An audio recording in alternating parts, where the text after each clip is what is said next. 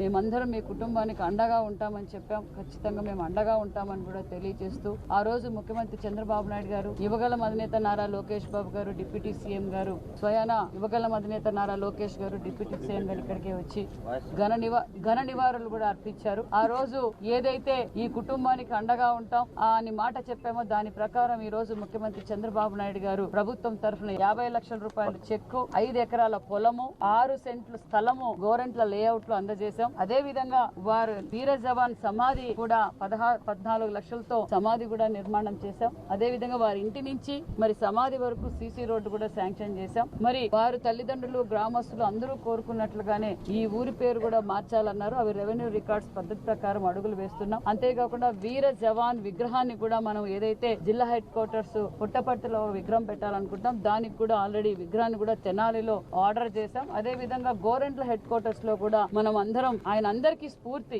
యువతకు ఒక స్ఫూర్తి, ప్రతి ఒక్కరికి ఈ వీర జవాన్ మురళీ నాయక్ అందరికీ స్ఫూర్తి. దానికి గాను విగ్రహం కూడా ఏర్పాటు చేస్తున్నాం. వారి తల్లిదండ్రులకు ఎప్పుడు ఎల్లవేళలా మేమంతా అండగా ఉంటామన్న విషయం కూడా తెలియజేస్తున్నాం.